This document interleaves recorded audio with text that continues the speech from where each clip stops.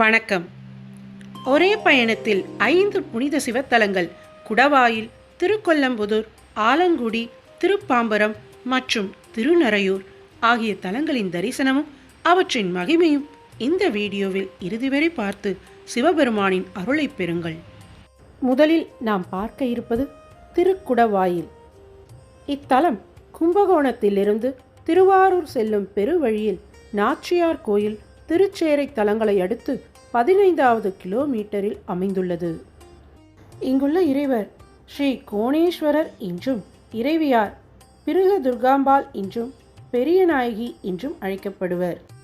ஒரு சமயம் தன் தாயின் அடிமைத்தனத்தை போக்குவதற்காக கருடன் தேவலோகத்திலிருந்து அமிர்தம் கொண்டு வந்து இங்குள்ள ஒரு புற்றின் மீது வைத்தார்.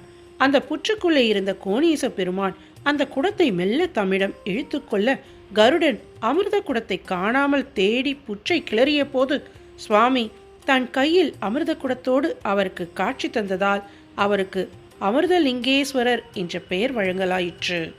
பின்னர் அமிர்தலிங்கேஸ்வரர் கருடனை நோக்கி, பக்ஷிராஜனே, உன் மூலம் நான் வெளியுலகத்திற்கு தெரிய வேண்டும் என்பதற்காகவே உன்னை இங்கு வரவழைத்தேன். உன் அடிமைத்தனம் நீங்குவதற்காக அமிர்தம் கொண்டு வர வேண்டும் என்ற திட்டமும் நான் வகுத்ததே. அநேக 1000 வருடங்களாக நான் இப்புற்றுக்குள் இருக்கிறேன். இந்த இடம் உன் முயற்சியால் ஓர் ஆலயமாக திகழ வேண்டும். எனவே இந்த அமிர்த கலசத்தை உன் சிற்றன்னையிடம் தந்து உன் அன்னையை மகிழ்வித்துவிட்டு பின்னர் உன் பெற்றோரை வணங்கி அவர்களிடம் விடை பெற்றுக்கொண்டு இங்கே வா என்று கூறி அமிர்த கலசத்தை கருடனிடம் தந்தார் அமிர்தலிங்கேஸ்வரர். மகா பிரளய காலத்தில் உடல் எழுந்த உயிர்கள் அனைத்தையும் கைலாசமாகிற குடத்திலிட்டு அதை தம் சொரூபமாகிற அமிர்தத்தால் நிறைத்து வைத்தார் சிவபெருமான். மீண்டும் படைப்பு காலம் வந்தபோது ஊழிக்கால வெள்ளத்தில் மிதந்து கொண்டிருந்த இந்த குடம் 3ஆக உடைந்தது. அதன் முகபாகம், அதாவது குடத்தின் வாய் தங்கிய இடம் குடவாயில் ஆயிற்று. இங்கு கோணேசர் எழுந்தருளினார். நடுபாகம் கும்பகோணத்திற்கு 3 மைல் தென்கிழக்கே உள்ள கலையநல்லூரில் தங்கியது. அங்கு சுவாமி அமிர்த கலசநாதராக அமிர்தவல்லி அம்பாளுடன் எழுந்தருளினார். அடிபாகம் தங்கிய கும்பகோணத்தில் கும்பேஸ்வரராக மங்களாம்பிகாவுடன் திருக்கோயில் கொண்டார்.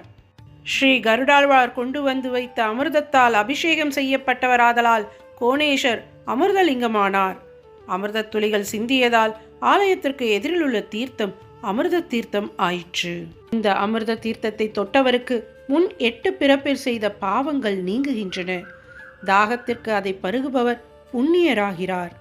அதில் முழுக விரும்பி அது இருக்கும் திக்கை நோக்கி ஓரடி எடுத்து வைத்தாலும் கங்கா ஸ்நான பலனும் சிவலோக வாழ்வும் கிடைக்கும். இரண்டாவதாக நாம் பார்க்க இருப்பது திருக்கொல்லம்புதூர். சோழ நாட்டில் தேவார பாடல் பெற்றுள்ள தலங்கள் மொத்தம் 274.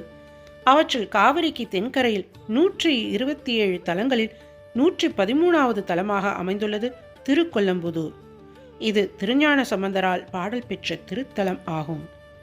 கொரடாச்சேரிக்கும் குடவாசலுக்கும் இடையேயுள்ள செல்லூரிலிருந்து 1/2 மைல் தூரத்தில் இக்கோவில் அமைந்துள்ளது. அமைதியான கிராமம். கிராமத்திற்கு மேற்கே வெட்டாறு ஓடுகிறது. இவ்வூருக்கு கிழக்கே திருவாரூரும், தெற்கில் திருப்பூவனூரும், மேற்கில் ஆலங்குடியும், வடக்கில் திருக்குடவாயிலும் அமைந்திருக்கின்றன. இத்தலத்திற்கு வில்வவனம், பிரம்மவனம், பஞ்சாக்கரபுரம், காண்டிபவனம் என்று யுகத்திற்கு ஒரு பெயராய் வழங்கப்பட்டு வந்திருக்கிறது. இங்குள்ள இறைவர் வில்வாரண்யேஸ்வரர் என்றும், வில்வவனநாதர் என்றும், இறைவியார் சௌந்தரநாயகி என்றும், அழகு நாச்சியார் என்றும் அழைக்கப்படுவர். இக்கோயிலில் ஐப்பசி மாதம் தீபாவளி அமாவாசைக்கு மறுநாள் வெட்டாற்றில் நடைபெறும் ஓட விழா தனி சிறப்பு பெற்றது.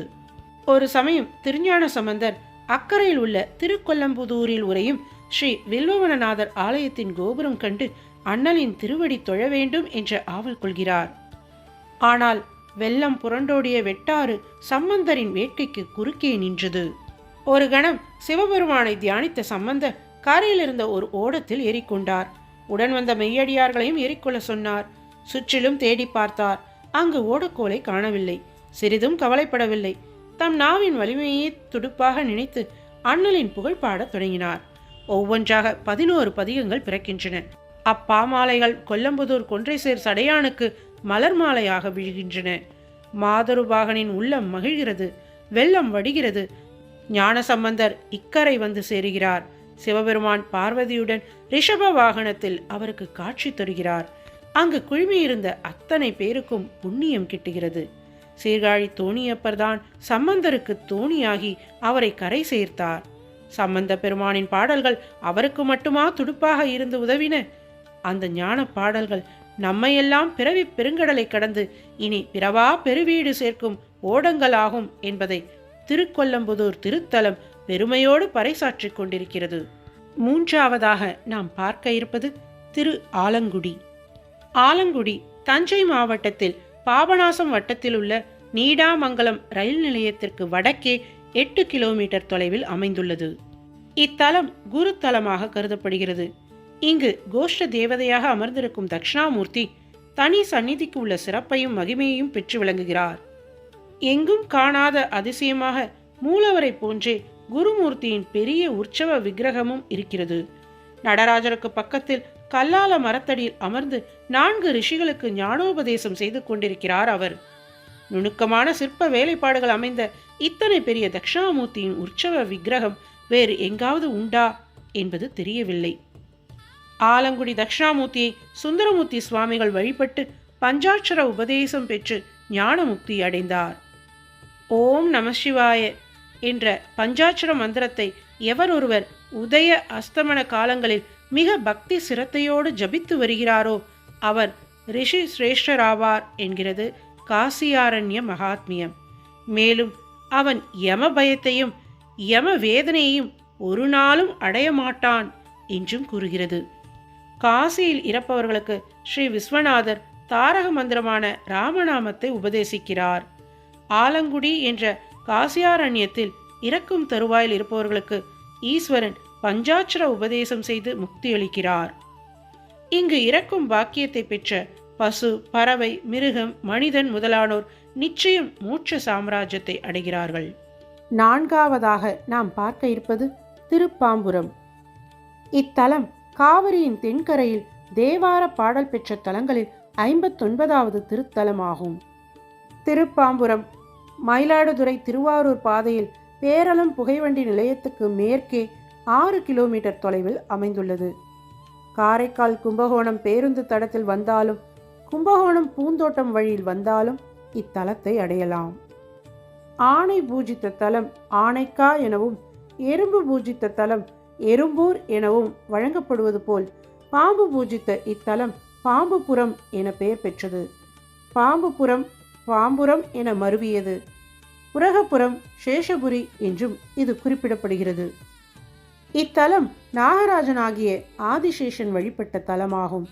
நாகதோஷங்கள் நீங்கவும் மக்கட்பேறு அடையவும் ராகுவினால் ஏற்படும் தோஷங்கள் அகலவும் இத்தலத்தில் உறையும் பெருமானை பிரார்த்தித்து மக்கள் பெரிதும் பயனடைகின்றனர்.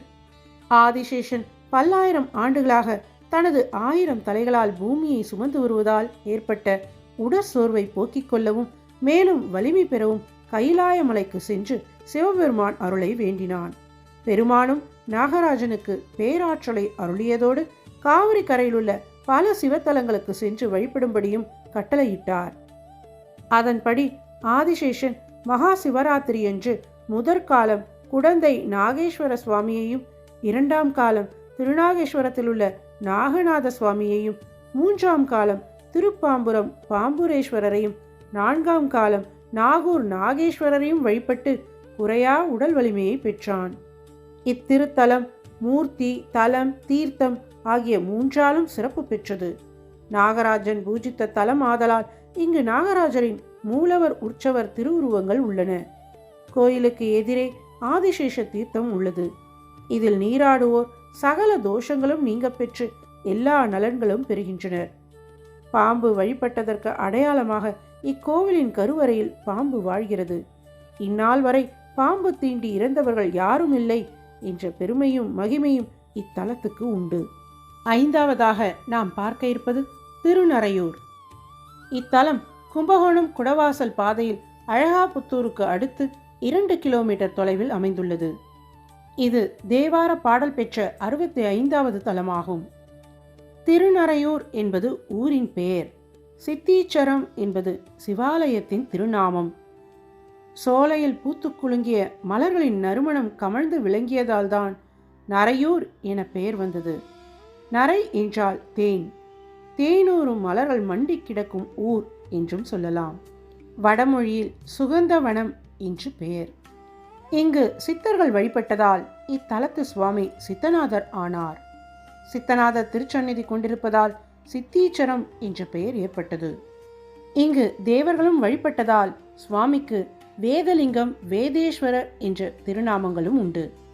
இங்குள்ள அம்பிகை சௌந்தரிய நாயகி என்றும் அழகம்மை என்றும் அழைக்கப்படுவர். இத்தலம் மிக பழமையான திருத்தலமாகும். இங்குள்ள மூலமூர்த்தி நம்மை கவர்ந்து இழுக்கும் காந்த சக்தியும் அழகும் பெற்று திகழ்கிறார். மாசி மாதத்தில் 3 நாட்களும் ஆவணி மாதத்தில் 3 நாட்களும் சூரிய கிரணங்கள் இங்கு மூலலிங்கத்தின் மீது படுவதால் சூரியனே வழிபடுவதாக கருதப்படுகிறது. இத்தலம் மகாலட்சுமி பிறந்த தலம் என்றும் கூறப்படுகிறது. பெரிய கோபுரமும் பெரிய மண்டபங்களும் கொண்ட இக்கோயில் தஞ்சை மாவட்டத்தில் உள்ள பழம்பெரும் கோயில்களில் ஒன்று. இந்த 5 சிவத்தலங்களின் அருள் உங்கள் குடும்பத்தில் ஆரோக்கியம், அமைதி மற்றும் வளத்தை பொழியட்டும். மீண்டும் ஒரு புதிய ஆன்மீக பயணத்தில் சந்திப்போம். ஓம் நம சிவாய.